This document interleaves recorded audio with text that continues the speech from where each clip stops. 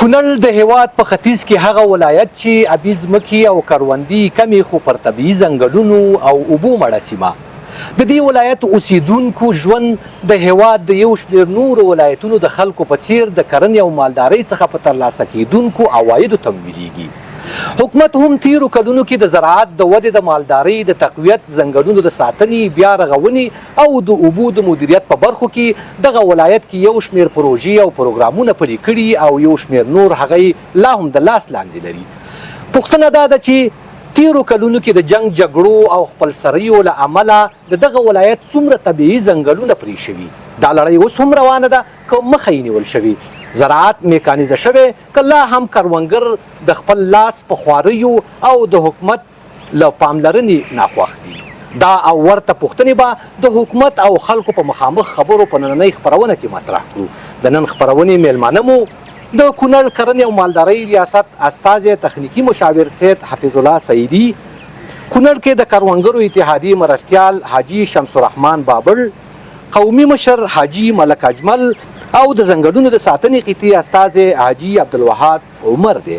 زه لطف الله خاموش یم او دا خپرونه د کونړ ملي راډیو تلویزیون په زیار چمتو شوې. هیله دې نه وي چې په تالار کې راټول ګډونوال هم کولی شي خپلې پوښتنې له میلمنو څخه مطرح کړي. تاسې ټولو د باس میلمنو، د تالار ګډونوالو، لیدونکو او اوریدونکو ته هرکلی وایم، ستړي مه شئ. باس به د کرنې ریاست له استازي سعیدي صاحب څخه راپیل کړو. کونړ کې د کرنیز سکتور په تړاو معلومات راکړئ چې د زراعت د ودې لپاره څومره کار شوی دی. بسم الله الرحمن الرحیم. زه په خپل نوبت سره د کونړ ولایت ملي راډیو تلویزیون ټولو همکارانو ته او د دې ګردي میز ټولو میلمنو ته، ټولو بزګرانو، مشرانو، ملک صاحبانو، ځوانانو ته السلام علیکم ورحمت الله وبرکاته وایم. لکه څنګه چې تاسو پوهیږئ د کرنې سکتور یا د زراعت سکتور یو ډېر پراخه سکتور دی. که موږ او تاسې په دې چاپیریال کې هر شی وینو، که هغه بوټي دي، که هغه سرسبزي ده، که اوبه دي، هوا ده، خاوره ده، دا مستقیما یا غیر مستقیما د کرنې سکتور سره تړاو لري.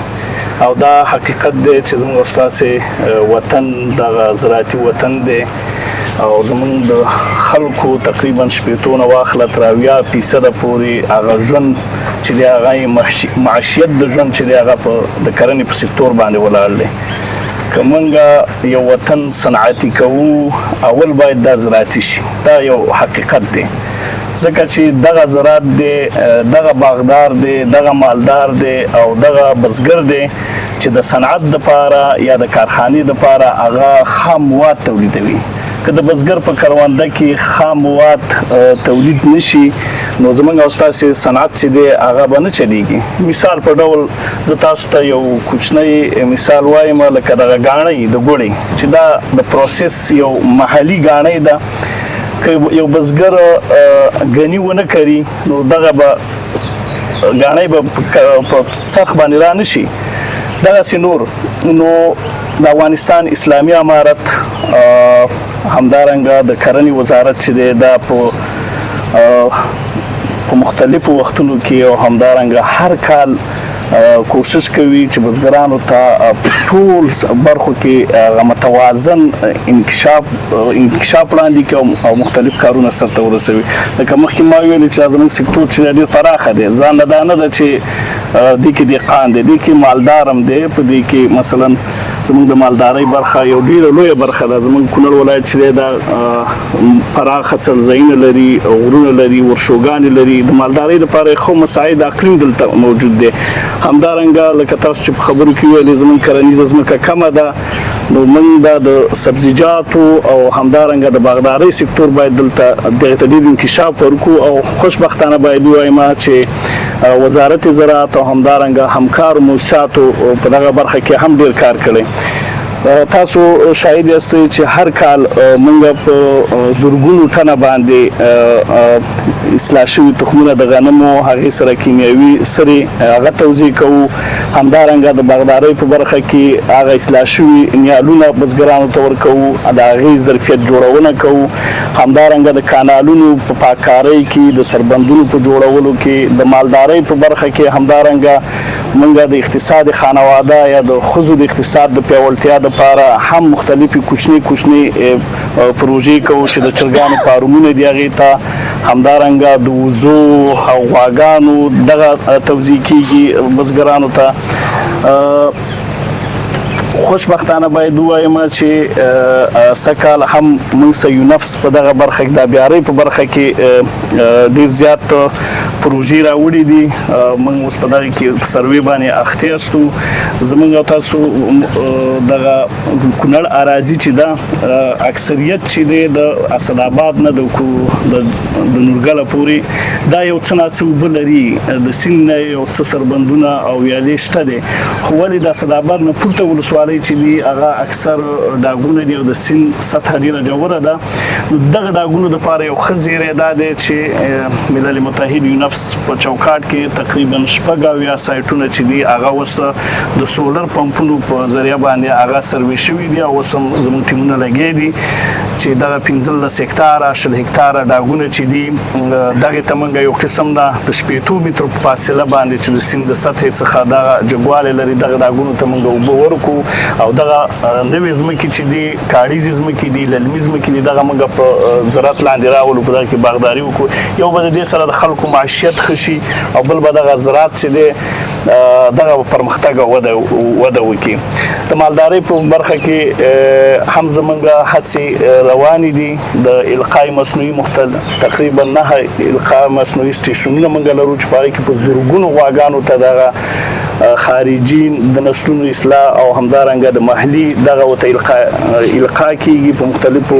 مرکزونو کې. د واکسینونو پروګرام د دغه کمپینونه موږ هر کال کوو چې په لکونو ډوزه باندې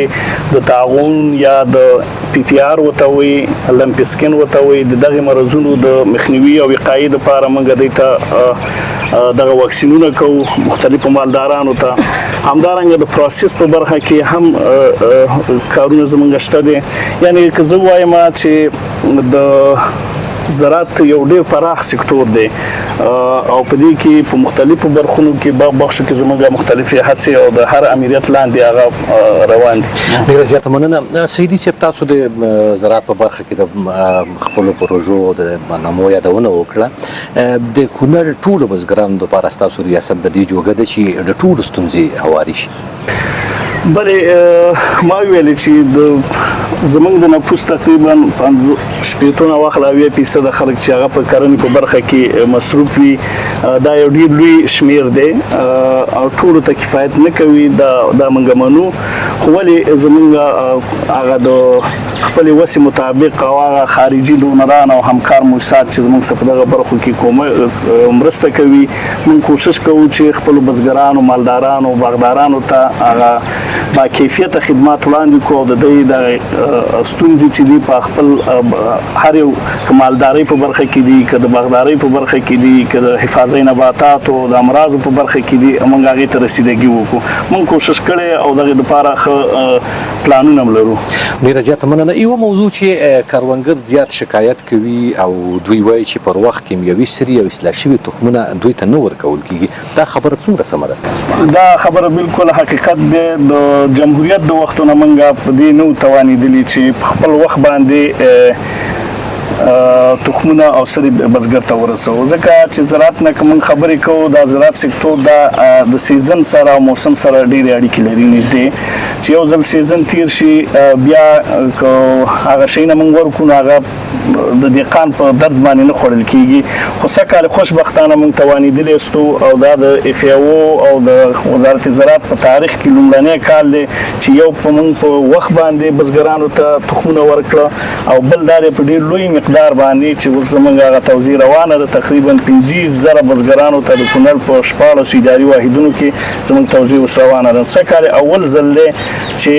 دغه توزیع په وخت باندې کیږي او بزګران به دغه اصلاح شوي تخمونو څخه استفاده وکړي. له تاسو ډیره مننه. بیرته تاسو ته راګرځو سیدي صاحب. اوس به په کونړ کې د کروندګرو اتحادیې مرستیال حاجي شمس الرحمن بابټ څخه خبر شو.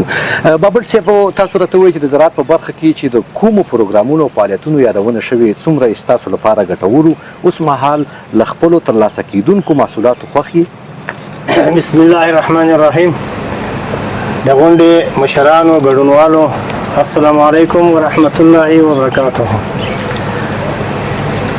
محترمو لکه تا چې خبرو کې ویلې زموږ دهقانان او بیا خصوصا د کونړ ولایت چې دی دا ډېر پس پاتې شوی ولایت دی او د وخت نه همداسې کم نظر او دغه ورته نه دی شوی. اوس الحمدلله اوس چې دا کم دا فصلونه تخمونه راغلي وو او مطلب دې خلکو ته ډېر په خپل وخت ورکړی شو لکه څنګه چې پاچا صاحب خبره وکړه ده. موږ تر اوسه پورې تقریبا زما ډېر عمر شوی دی خو حکومت دا تخمونه به راوړل خو چا به په بازارونو خرڅول او چا په بل ځای خرڅول. نیمګړتیاوې به یي خامخا به یي خو د تخم په باره کې انشاءالله تخمونه ډېر ښه په خپل وخت ورکړلی شو او دهقانان انشاءالله ډېر خوښ دي د دې خبرې نه. بابټ صاحب ستاسو او د نورو بزګرانو له خولې موږ د رسنیو له لارې اورېدلي دي چې د زراعت کومې مرستې چې درسره کېږي پر وخت نه وي، یعنې د کیښ وخت تېر وي او یا هم موسم بدل وي. دا خبره څومره سمه ده؟ نو دا خبره تر اوسه پورې حقیقت و چې اوسه پورې موږ ته سرې او تخمونه مطلب کم چې هغه د زراعت په دغه کې د مرضونو د مخنیوي دپاره کمې دوايانې وې دا به موږ ته نه راکړل کېدلې. خو اوس سږ دا تخم موږ ته انشاءالله ټولو دهقانانو ته په خپل وخت رسېدلی دی. که څوک کومه خبره کوي نو زما په دې خپل کونړ مرکز کې چې کوم دغه شوی دی دا ډېر ښه په خپل وخت شوی دی او انشاءالله د دې نه امید لرو چې د دې نه موږ سره مطلب زیاتې د دهقانانو سره مرستې وکړي او دوی خپل کارونه په مخ ویسي. که چېرته همداسې مرستې وشي نو دهقانان به انشاءالله په خپلو خپو ودرېږي او خپل دغه ته به نوره خپله ترقي ورکړي. ډېره زیاته مننه بابټ صاحب. بېرته تاسو ته راګرځو. د ځنګل ساتنې قطعې استازي عمر صاحب تاسو ته راځو. د تېرو کلونو د کونړ ځنګلونو ډېره برخه پرې شوې، دا لړۍ اوس هم روانه ده، که اوس یې مخه نیول شوې دغه په اړه څه نظر لرئ؟ بسم الله الرحمن الرحیم. نو تېر وخت کې چې کوم حالات و هغه وخت کې ټول دا موضوعګانې ټول په جریان کې دي، خو هغه وخت او د دې وخت ډېر د ځنګل مخنیوی شوی. داسې وي چې تقریبا 90% د ځنګل د قطعي مخنیوی شوی تر اوسه پورې د مخکیني نه. اوس په غټه سطح باندې داسې ځنګلونه نه دي وال شوي په غونډو ولسوالو کې چې هغې ته د پخواني په شان تجاران راځي او دلته ځنګل وي او هغې ته هغه پتران او هغه مزدوران. نو تاسو چې وګرځئ په ولسوالو کې انشاءالله د ځنګل د وهنې په باره کې به کوم داسې یو پرسونل پیدا نه کړي چې په ځنګل کې اوس لګیا دی او ځنګل وال کېږي انشاءالله. د کونړ اراضي چې دا زیاته په غرونو پوښل شوې ده، ځنګلونه یې زیات دي. ستاسو دغه کومه شنه قطعه چې رامنځته شوې ده او د دغه پرسونل د دې جوګه کېدی شي چې د ټولو ځنګلونو ساتنه وکړي، پر وخت رسېدګي وکړي؟ نه، زمونږ قطعه چې دا ټول ټال زمونږ د قطعې تشکیل چې دی دا 110 نفر دی او زمونږ د قطعې چې کوم امکانات دي هغه د دې دغه نه دی چې مونږ په ټولو ساحو کې په یو دم خپل دغه وکړو. خو بیا هم خپل هغه په نه امکاناتو باندې موږ دونه حد ته دغه رسولي انشاءالله. خلک چې دی خلک دې ته دغه شوي دي مدد شوي چې را روان وخت کې کوم د ځنګلو د قطع هغه د دې هغه د ټولو ولسوالو کې او په ساحو کې هغه د دې قومي شوراګانې چې کومې دي د ځنګلو په باره کې اوس ټولو د غرونو په ساحو کې د ولس خلکو یو خپله تړه معلومه ده دغه د ځنګل د قطع په باره کې چې کومه ناغې دي. نو هغه خلک چې دا خلک زمونږ سره همکار دي، موږ د هغو سره همکار یو انشاءالله. اوس داسې کوم داسې مشکل نشته چې ځنګل قطع شي، خو امکانات زمونږ سره دونه نشته دی چې موږ په ټولو ولسوالو کې په یو مشکل په هره ولسوالۍ کې پېښ شه موږ هرې ولسوالۍ ته رسېدګي وکړو. دونه امکانات نشته. څومره د لرګیو د ځنګل یا د ونو د قطع کېدو په پار یعنې په دغه څومره جرم باندې خلک نیولي دي تر اوسه پورې؟ به د دې خو چې دی زمونږ تر اوسه پورې چې د ځنګل د قطع کېدو کوم جرم دی په دې باندې موږ 201 نفر نیولي. دا دوسیګانې موږ سپارلي. ډیره زیاته مننه عمر صاحب دې ته تاسو ته راګرځو راځو سیدي صاحب تاسو ته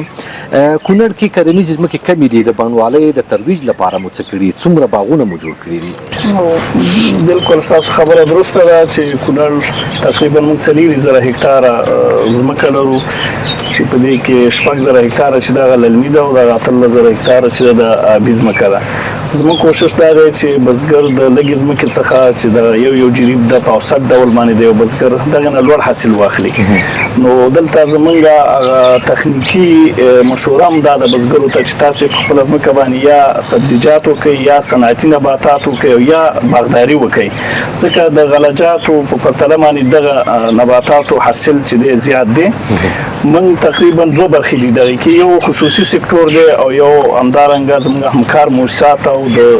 ریاست زراعت هغه چوکاټ دی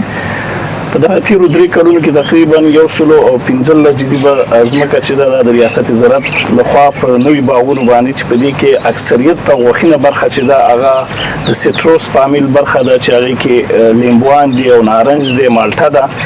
په دغه باغونو او د سرو املوکو پرسیمن چې په کونړ کې یو ښه توافق لري او مارکیټ هم ښه دی او لوړ حاصل ورکولو توانایي لري او د دې بوټي عمر هم زیات دی د نورو نباتاتو په پرتله باندې نو خلکو دغه باغداري ډیره زیاته کړې ده بل خصوصي سکتور دی چې په دغه کې اوس بزګر په دې پوه شوی دی چې هغه وایي چې زه جوار او یا غنم کرم د راشه هغې خپل پټي باندې باغ وکړه هغه ځي د شخصي قوریې نه بوټي اخلي او خپل باغونه هغې جوړ کړي دي نو هغه تعداد چې د ارقام لوړ دي خو زمونږ د دولت په چوکاټ کې تقریبا 100 جریبه ځمکه چې ده اوس نوي باغونه شوي دي او آینده کې هم پلان ورته لرو په هغه سیمو کې چې په تیرو کلونو کې ځنګلونه یا پرې شوي او یا د اور خوراک شوي څومره بیا ځنګلونه شوي بلې په تیرو 3 یا 4 کلونو کې تقریبا 6 د اور د ځنګل د سوخ تغیر رامنځته شوي دي واقع رامنځته شوي دي په مختلفو ځنګلونو کې چې هغه خوشبختانه هغه د قومي تړو ولس لخوا چې زیاته همکاري پکې راغی وه هغې په وخت باندې ورته رسیدګي کړې ده او جرونو په واسطه باندې هغه اور یې وژلی دی من د بیا رغونې په برخه کې تقریبا 90 هکتاره ځنګل چې دی مصنوعي لګولی چې یو زموږ د FAO پروګرام دی جیب په ماڼوګي ولسوالۍ مسعودوزي کلي دی او یو همدارنګه خاص کونړ کې چې 40 هکتاره ځمکه د هغې باندې زموږ یو بل همکار مؤسسه وه په هغې باندې د یوکالیپټسو ځنګل کړی و چې دغه ځمکې جبهزاره دي نو دغه بوټي ورته مو ښودلي دي خو زما په فکر باندې ښه خبره دا ده لکه چې قومندان صاحب ویلي د ځنګل د مخنیوي کې باید موږ تاسې دغې ته ډېره پاملرنه وکړو که نوی ځنګل احداث نه کړو نو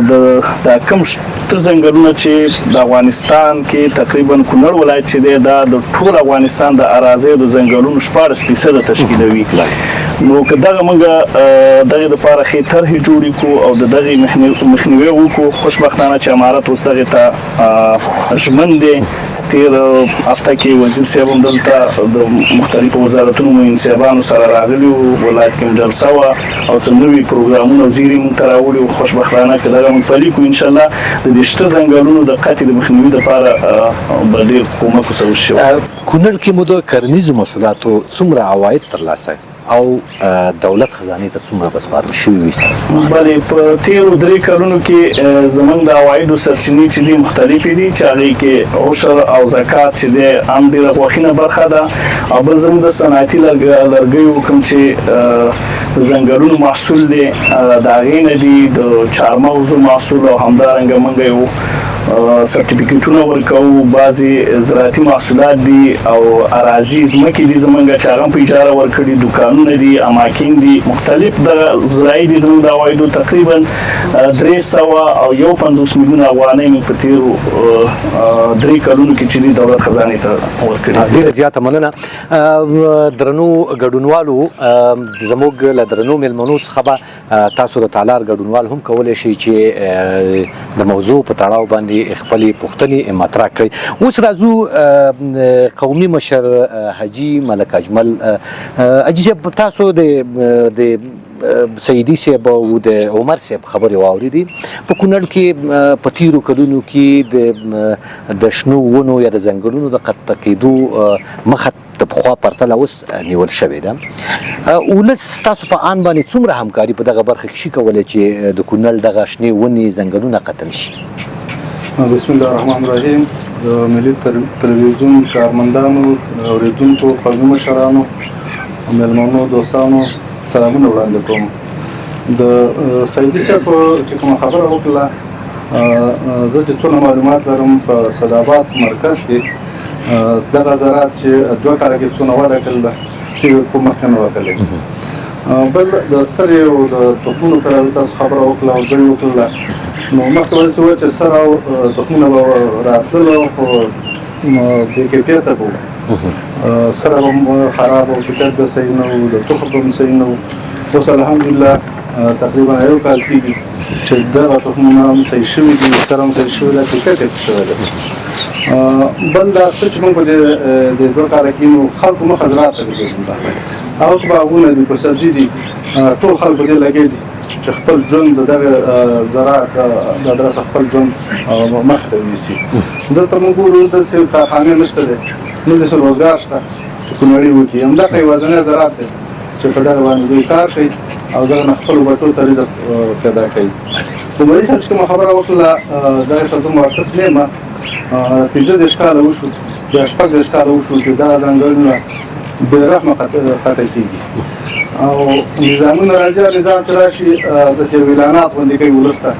چې لرګی بند دی، څو ځنګل نه شي وهلی، خو تر اوسه پورې دغه نظامونه په دې نه دي توانېدلي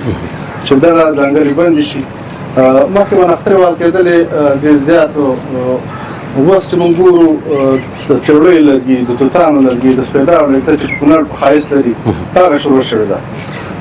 د امارات اسلامي هغه وخت چې په غرونو کې مجاهدینو دغه ځنګلونه ساتل شوي، اوس چې دلته د اسلامي نظام دی، دوی حاکم دي، په دغه ځنګلونه اوس وهل کېږي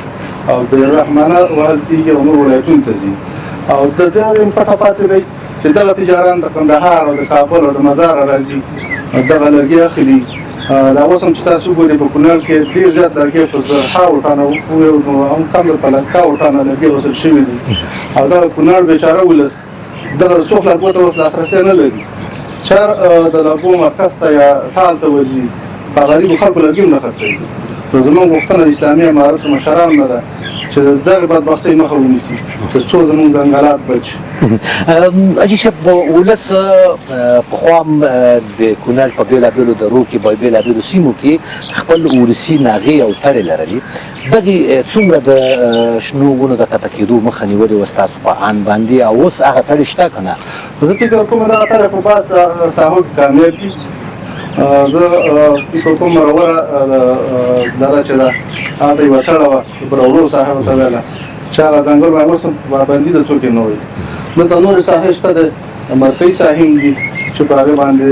ولس تړه ده هغه کامیاب شوې ده. خو نور چې موږ ګورو لرې ساحې چې کوم پرتې دي د اسداباد نه، هغې کې دغه لرګي وهل کېږي. ډېره زیاته مننه. عمر صاحب، تاسو راته ووایئ چې د ولس ولسي تړې چې د کونړ په بېلابېلو سیمو او درو کې د شنو ونو د قطع کېدو د مخنیوي په پار جوړې شوي دي، هغه تړې لا هم ژوندۍ دي او که نه ستاسو د اسلامي امارت په راتګ سره په دغه 3 کلونو کې اوس هم خلک یو شمېر هېوادوال شکایت کوي چې هغه شانه لا هم پټ ځنګلونه وهل کېږي. په دغه برخه کې ولس ته څه ډاډ ورکولی شي؟ په هره ولسوالۍ کې دا تړې شته، خو عملي نه نو هغه نوم یې شته دی چې خلک وایي چې ورشو ولس خلک او سپین ږیري ملکان چې راغونډ شي زموږ دا تړه ده، دا تړه ده، هغه د په دې اصولو ده، په دې اصولو ده. خو مشکل دا دی لکه څنګه چې د حاجي صاحب ویل، اوس موږ یو ولسوالۍ ته لاړ شو، په ولسوالۍ کې یو ځای کې لرګی ونیسو، یا شین لرګی یا خلک داسې وایي چې هغه قومي سپین ږیري راغونډ شي، د هغه ساحې خلک راغونډ شي چې دا لرګی چې دی دا پرته ګرګه د دوی باندې چې دا راولګي، دا چې دی چې کله راشي دا تازه شي، بیا دا خلک راغونډ شي چې دا خلکو چې د دې دا لرګی وچ دی، همدا قومي خلک او زموږ خپله یوه تړه دی ته موږ د اجازه نه ورکوو یا د دې ولسوالۍ نه خوا اجازه نه ورکوو چې دا انتقال کړي. مشکل دلته په موږ کې ټول موجود دا دی چې زه داسې وایم چې دلته ولایت نه ولایت ته چې کله د قومي خلک کم قاچاقبر چې دی هغه قومي خلک مخکې کوي دا سپینګری او دا ملکان او دا علما مخکې کوي په داسې یو شکل کې راولي چې هغه ته کریم یو لګولي او باسګری ته لیکلي چې موږ خو یو غټ او ډیر یو مخاور خلک یو چې د چا ظلم او قسم هم یو دغه وخوري خو چې کله عملی غصاحي ته لاړ شي په ساحه کې ګوري نو اکار هغه شان نه څنګه چې دلته یا په زراعت یا په ولایت ته په اصول کې مخامخ کړي هغه شان حقیقت نه لري هغه کارونه موږ په خپل ځای مدې تیر وخت کې چلسته چې کله زلاړم په چلس کې ما لرګي ونی ول خلکو چې دا ټول خلک رال ویل چې موږ چې دا موږ خواريزي کړی دي نو ما ته چې اریزه چې کې اریزه د شین لرګي د پارشتنه شین لرګي د لپاره خواريزه نشته چې تی وکی هغه خلک ویل چې موږ چې دا موږ په دې ساحه کې پرتی ونی دي مخکینی زړی هغه هم کړی دي نو زه خپل وسلاړم مال زی چې زوی تر شو هغه زه وګورم چې دا تاسو هغه عملی دا و چې ونی دي کنه دا شنی دي کله چې ما ساحه وکړه الته یو ونه وچو دغه وختي واشنه هغه لرګي هغه کم ریزي او هغه کم دغه چې هغه مالته پرې خو د لرګي تراوړ ته دغه تم را انتقال توپچی ته بل لکه چې سر شو ول سوخ د لرګو پر ابيتا سوخ لرګو پر ابيتا په کونړ ولایت کې یو د سی عامه یو دغه ساده شوی ده چې ته یو راشي یو څلور 15 پنګری ځان سمرګری کړي چې خپل کور ته سرک وام یا خپل داری ته سرک وام یا می دغل ته ضرورت ده یا د جنازي زیاده ال ته سرک وام موږ ته مشکل ده نو مول د سرک ورکی اول ته چې ده ال ته په ځنګل نوس و ولایت هم په دې باندې نه د ګرامزو کې دا ټول مشکل په دې قومي مشرانو کې دي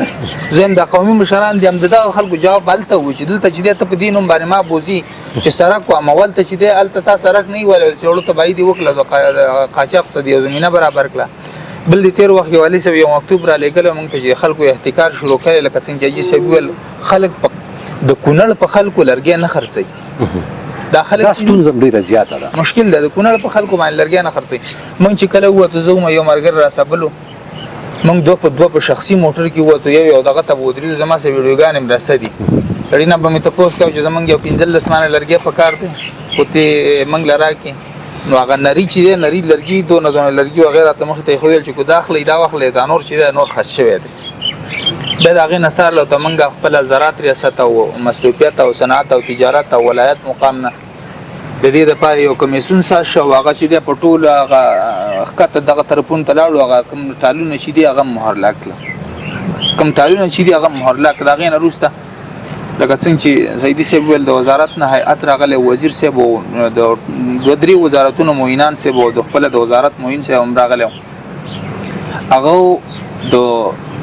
د افغان کارت په نوم باندې یو شرکت دی دغه یو تجار راغله د لرګو د پاره چې دا راغله کو چرته په کونړ کې تاسو سوچ لرګي درسای نو چې دی خلکو له دا لرګي منګو ته ټول په خپل په یو आवाज ویل چې زموږ په کونړ کې مطلق وچ لرګي نشته پهون کونړ کې چې وګرځي وچ لرګي نشته نو بیا ولسم نه موږ دا غواړو چې ولس چې دا ولسم زمونږ سعودي کې چې ولس یو تر ته ولایت او یا وزارت د سپینګری او د علماء او سزیه ولته شغي و چې زمونږ په کونړ کې وچ لرګي دي موږ تجاران او په بل تر ته شکایت کوي نو زم چې دې لرګي مخاني ولکېږي لکه څنګه چې سیب ول د شین لرګي د دې مخاني ولکېږي دا په شریک اسانیسو یعنی تاسو په دې برخه کې د ولس هم مسولیت ګڼئ چې د ولس ډېر غټ مسولیت دی څومره همکاري کړې ده د سره ولس زمونږ سره ډېره همکاري ولس عام ولس چې کوم دی یو خو په دې ولس او په ار یو اداره او په ار کار کې قسم خلک دي یو په ولس کې پریبګر خلک دي او یو هغه خلک دي چې واقعا په دې ملک او په دې نظام او په دې ځنګل خپکیږي هغه خلک چې په واقعا په دې نظام او په دې ځنګل خپکیږي او خلکو زموږ سره ډېره همکاري کړې ده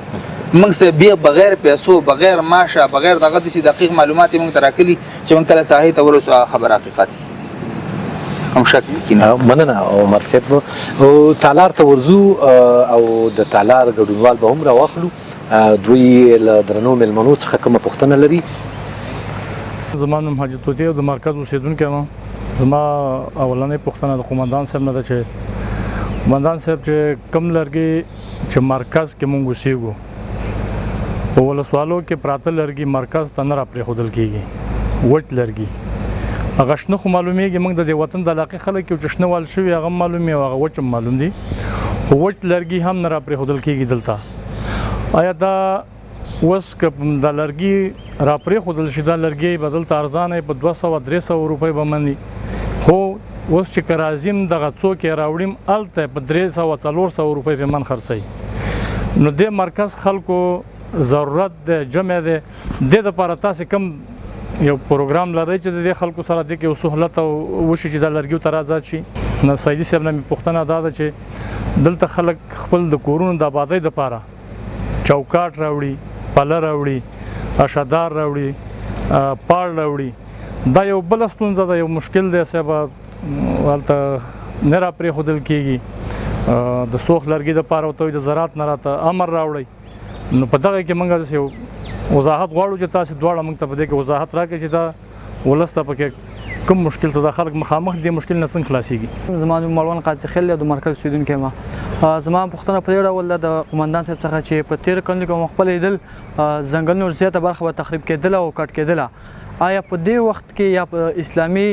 امارت د چتر لاندې دغه کړنه اوس بنده شوې ده که بنده شوې په څه ډول بنده شوې ده د مرکز اوسېدونکی ملنګ سلیم یم پوښتنه به مې د زراعت د چارواکو نه دی سیدي صاحب په کونړ کې ډېرې زراعتي لاسته راوړنې شوي خو یو شی چې د کونړ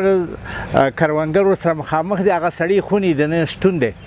د خلکو عامه پوهاوی په کار دی او په دې برخه کې د زراعت ریاست او هغه مؤسسات چې د کرنې او مالدارۍ په برخه کې د خپلو کروندګرو سره مرسته او لاسنیوی د دوی کوي په دغه برخه کې دا تشه ده د دغې تشې د هوارۍ دپاره څه پلان شته که څنګه درنو لیدونکو د تالار نور ګډونوال هم لرو یو دوه ګډونوال راخلو بیا بیرته راګرځو زما پوښتنه د زراعت د محترم استاد څخه ده چې محترم سیدي صاحب د ډیرو کلونو راهیسې موږ د کیرالې کانال چې د ډیرو غټو ستونزو سره مخ دی که تاسو په جریان کې استئ د کیرالې کانال سږني فصلونه زموږ سر ته ونه رسېدل جوار مو ونه شو شولې مو ونه شولې فصلونه مو خراب شو په دغه اړه ستاسو معلومات څه دي او دویمه پوښتنه مې دا ده چې د چغان د تاریخي غونډۍ کې ډیر نیالګي کېنول شو ډیرې پروژې هلته تطبیق شو هغه اوس هم سپیره ده د دې د بیا زرغونېدو سرسبزۍ دپاره کوم پلان شته که نشته زما نوم عطا الرحمن دی د کونړ ولایت د درپیج ولسوالۍ اوسېدونکی یم زما پوښتنه د ځنګلونو د پرې کېدو د قطعې د امیر څخه ده لکه دې په خپلو خبرو کې ویله چې د ځنګلونو د پرې کېدو مخنیوی شوی دی خو لکه څنګه چې زموږ د ولسوالۍ ته بالخصوص وګورې زموږ د ځنګلونو ته د هغې د قاچاق مخنیوی تر اوسه پورې نه دی شوی هماغه په قاچاقي ډول سره پرې کېږي او قاچاق کېږي دغه لړۍ تر اوسه پورې دوام لري تر دې چې زه تېر هفته تللی وم او دغه ما دا لړۍ ما په خپلو سترګو لیدلی دی ډېره زیاته مننه درنو لیدونکو دا و د تالار ګډونوال چې زموږ له درنو مېلمنو څخه یې پوښتنې مطرح کړې راځو د لومړۍ پوښتنه د حاجي صاحب توتي وه چې فکر کوم د هغه هم د عمر صاحب څخه وه حاجي صاحب دا د موضوع من خو زما د سپیکر چې دا د شخصي خلکو دپاره کو نه د تجار دپاره کو د تجار دپاره موږ تجار دپاره اوس پیلن په یو ځای کې اجازه نه ورکوو چې د هغه لرګي انتقال شي او بل د شخصي خلکو خبره شخصي خلکو ټولو خلکو ته زموږ د طرفه خپله زراعت ریاست په بله ورځ موږ دا مجلس کلی او خبره مسکلې ده چې په کوم ځای کې د عامو خلکو لرګي د سوخت د راانتقالي د سوخت دپاره دوی ته اجازت دی مشکل ورته نشته د کور دپاره راوړي وچ لرګي به راوړي او دا عریضه چې ده عریضه هم ضرورت نه لري خو دغه د ولسوالۍ یو داسې کس چې د ستا هغه تایید وکړي زه داسې وایم چې د تجاران ډېر شل قسمه حربي استعمالوي چې ستا د عوامو خلکو په نوم باندې خپل لرګی را انتقال نه کړي نور به انشاءالله د ولس کوم مشکل نه لرو د لرګي په باره کې یو پوښتنه هم د ماڼوګي ولسوالۍ ورورو هغه هم دا پوښتنه وکړه چې په ماڼوګي ولسوالۍ کې لا هم ځنګلونه وهل کېږي حتی چې امنیتي مسؤلینو یو موټر نیولی و چې هغه کې تازه هغه ونې خطه شوې وې دغې په اړه څه ویل لري دې کې خو په ټولو ولسوالیو کې لکه تا ته چې ما وختي وویل چې په ټول هره ولسوالۍ کې مونږ داسې دی چې د 90 په خپله د ځنګل د قطع مخنیوی څه 90% پورې شوی دی خو مشکلات دا دي چې په ساحه کې په ځنګل کې لرګی وهل شوی دی مخکې نه دي باندې خو د تېر وخت یو غټ د عمارت په دې راتګ کې خلکو ډېر سخت زور ولګاو د سقوط په دې حالاتو کې ځنګل ډېر وهل شوی دی او دې باندې هېڅوک هم دغه نه دي د هېچ چا په سترګې دغه نه دي ټول خلک په دې باندې قانع دي چې ځنګل وهل شوی دی خو هغه لرګی چې اوس را انتقالېږي وهل شوی مخکې دی او را انتقالېږي نو دا غي په کوشش کې ارزي کې چې ګیر کو هغه لرګي موږ نیسو په خپل تقریبا موږ په دې 2.5 کال کې شپږ زره فوټه لرګي موږ توپچی تر راوړل دي چې دا ټولم په قاچاقي لرګي نیولې چې دا غزینه را بار کی موږ ته چې اطلاع میلاو شي غزي ته چې کله موږ په ساحه کې وزن سفل قطه کې دا غدري موټر سایکل دی یو را خپل موټر دی او نفر یو سللسی نو چې زه اوس په خپل په غازی آباد کې محمد زنګ راشي چې ته په مانګي ولسوالۍ کې مشکل دی زه په غاز ورځ باندې دغه تر رسیدګي نشم کولای دغه د پاره موږ خپل یو تصمیم ونیو چې ټول ولسوالو تم یو د پوسټي په شکل خپل مرګري ولېګل ټول ولسوالو تم پوسټي او سره د انتقال وسیله شته چې بیا د لاړ شي ساحو ته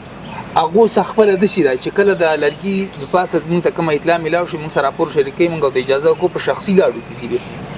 او تاسو د مرکز څخه د دې د پاره د امکاناتو غوښتنه د دې د پاره موږ بار غوښتنې کړې د امکانات د پاره اوس چې د کله چې د لکه سیدی صاحب چې وختي ویل د وزیر صاحب چې راغله په دې باره کې د غد نور کم چې د کونړ د غون افغانستان د پاره 2000 تشکیل اعلان کړي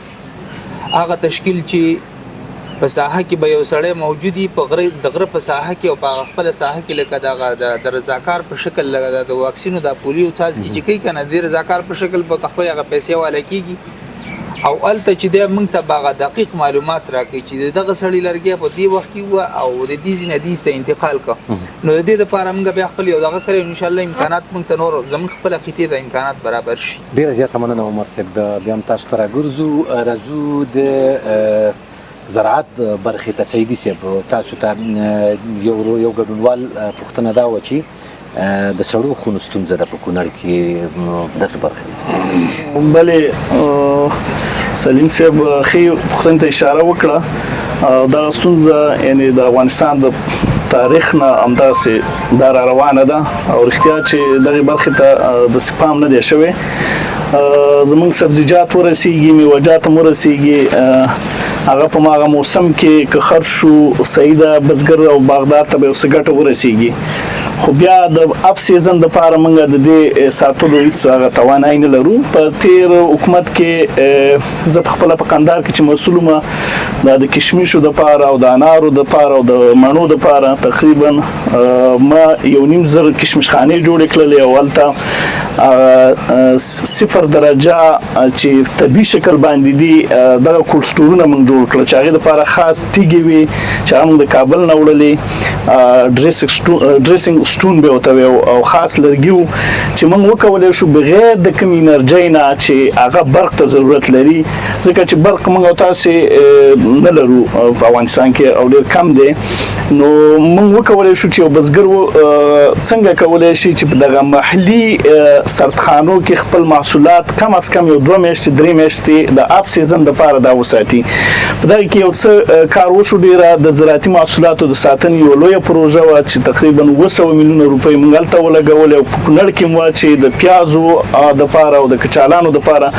خو بدبختانه باید وایم چې دا غینه هغه په کوم مقصد او هدف د پاره جوړ شوی هغه استفاده ته ونه شو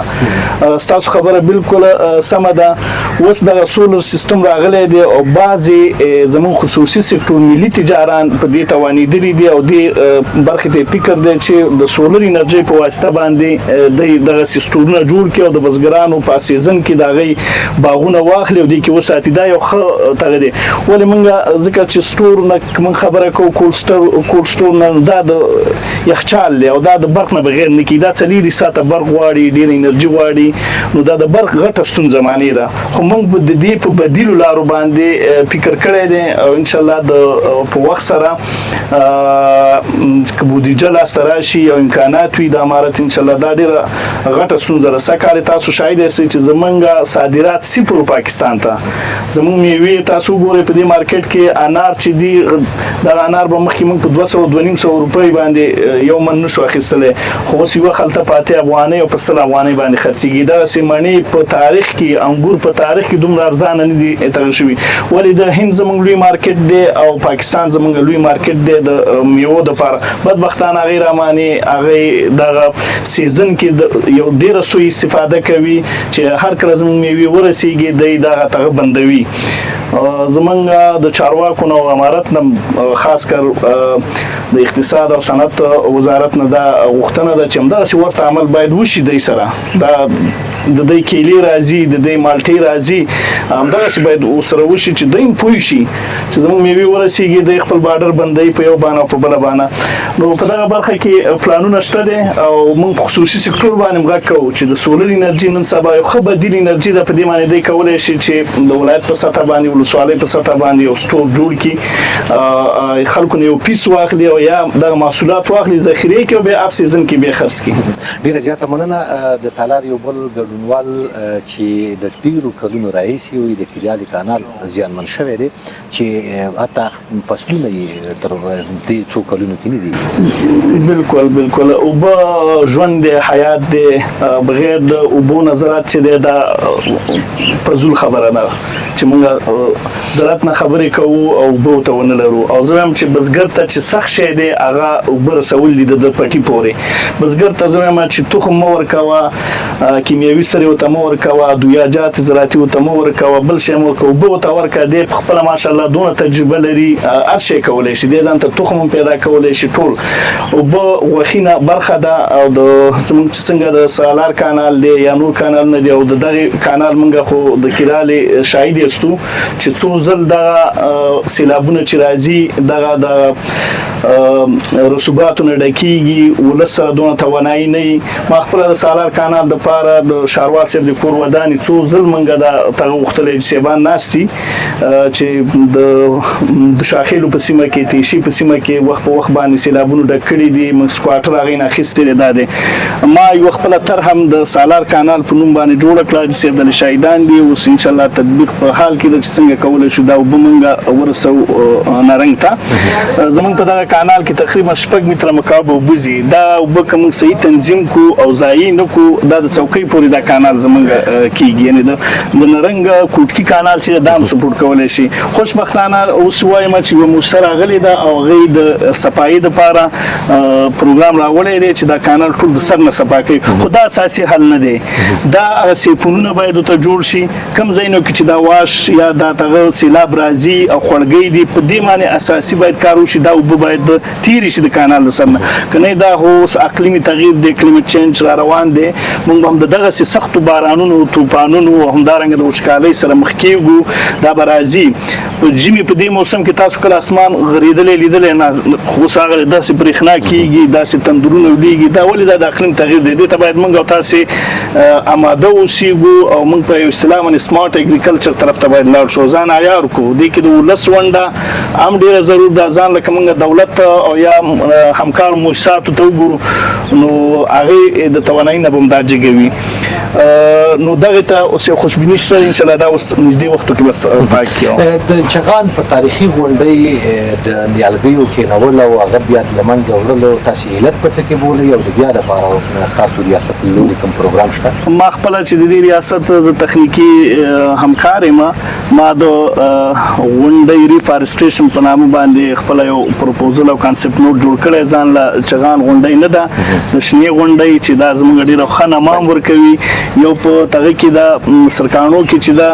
دغه ځمکو په منځ کې همدارنګه په خاص کونړ کې د دې غونډو دپاره د خصوصا د بیرې ځنګلونه هغه موږ تغیر کړي دي. WP ته ما لیږلي دي او نورو ډونرانو ته هم. که د دغې نه بودیجه راشي دې کې ټریسونه موږ وکړو او همدارنګه لږ وخت دپاره په دې کې موږ بیرې بوټي وکرو. د بیرې بوټي هغه ښه خصوصیت دا دي چې دا د یو د اوبو د تندې سره مقاومت لري، لږې اوبه غواړي. او بل به زموږ د شاتو مچیو دغه صنعت چې دی دا به مو څه تقویه شي، ځکه چې په نړۍ کې اوله درجه شات چې دي هغه د بیرې شات دي. نو موږ غواړو چې دا د بیرې شاتو ته هم وشي. چغان غونډۍ زموږ تاریخي غونډۍ ده. FAO په مخکې وخت کې کار کړی و، په 2 پیزه کې دې ته اوبه هم رسولي دي او یو څه سرسبزي لري. خو بدبختانه ووایم ملک صاحب هم ناست دی چې دلته د ولس لخوا بزې او حیوانات حاصله کېدل او بعضې بوټي چې دي هغه تخریب کړي دي او اوبو ته یې صحیح ونه رسېدلې او ځینو مالونه وخوړل. په دې کې د ولس ونډه هم ستغه ده. موږ ورته پروګرام انشاءالله لرو. ما دې ته خاص یو خپله یو پروپوزل جوړ کړی او که هر ځای نه موږ بودیجه ترلاسه کړله انشاءالله په دې باندې موږ کار کوو. مننه. بېرته بیا راګرځو. بابړ صاحب تاسو ته به راشو که ته راته د دغه تخمونو د ستونزو په تړاو باندې چې تاسو ته موسسو لخوا درکول کېږي د دغه بزګرانو په استازیتوب باندې تاسو د ټولو بزګرانو دا خبره تاییدوئ چې زیات وخت موسسې تاسو ته تخمونه درکړي خو هغه پوچ شي بیا راونه خېږي. داسې دا خبره د بعضو به صحیح وي او د بعضو داسې ده چې هغه کم تخمونه چې موږ ته کومو موسسو لخوا نه راکول کېږي او یا دیو ته ورکول کېږي هغه داسې دیو کې خپل یو قسم مواد پراته دي چې هغه دې دپاره دي چې دغه تخم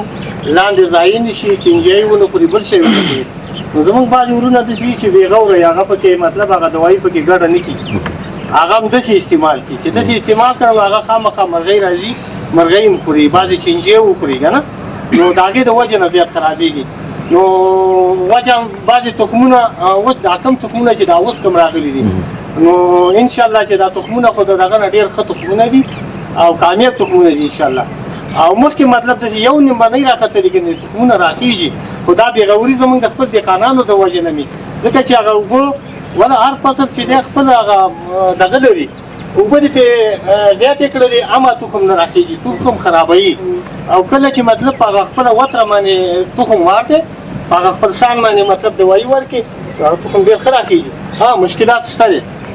خو انشاءالله هغه مشکلات اوس یو څه اندازې حل شوي دي. ډېره زیاته مننه له تاسو مننه چې د دغې موضوع په تړاو مو خپل نظر شریک. راځو عمر صاحب په ټوله کې د کونړ په ځنګلونو د شنو ونو په قطع کېدو خو وغږېدو خو د مرکز په یو شمېر سیمو کې په دغه هوارو سیمو کې هم دغه یو رقم ته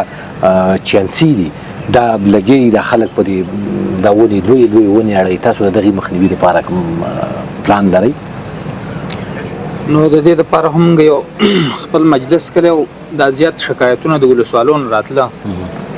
چې په ولسوالو کې هغه بوټي چې ځنګل پسې اړه نه لري زراعتي بوټي دي د خلکو شروع کړي د اوس هغه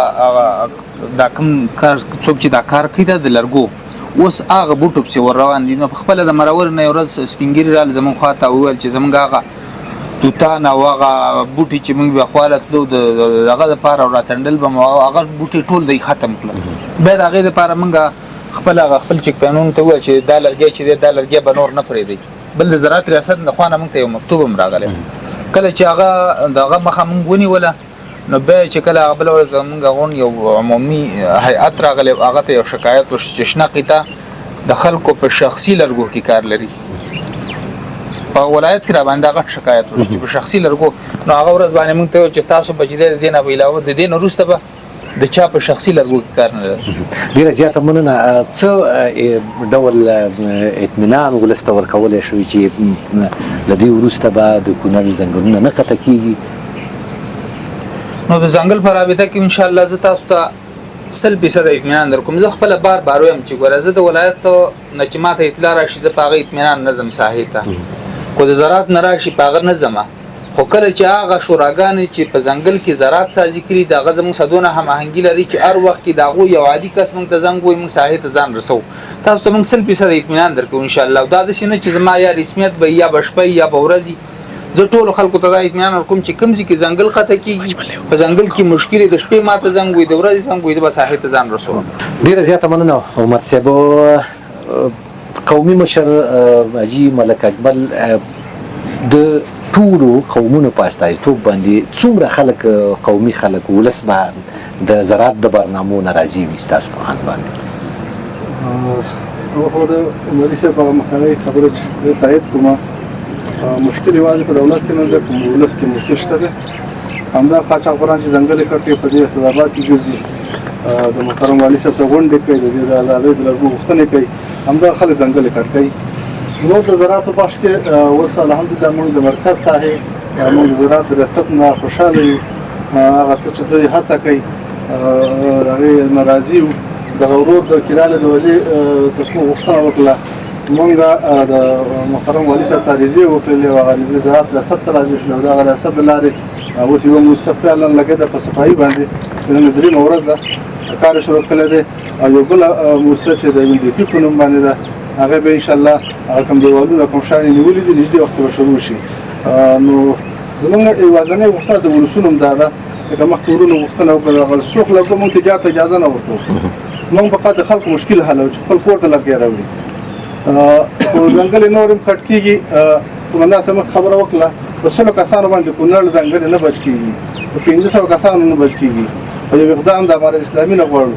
اسلامي امارت دغه کسان هم زیات کړي ورته او جدي دا وکړي چې د اسداباد د کونړ نه لرګی نور نه د سوخ او نه بل لرګی نور ولایتونو ته لاړ شي چې دا لرګي تر څو ازادي غونه به ځنګل ورکړي. ډیره زیاته مننه د کونړ ملي رادیو تلویزیون درنو لیدونکو او اوریدونکو له تاسو ټولو ډیره مننه چې زموږ سره پاتې شوي زموږ خپرونه مو تعقیب کړه. یو ځل بیا چې مو په بله خپرونه کې درانه حضور ته راځم تر هغې په مهربانه رب سپارم. خوشحاله اوسئ.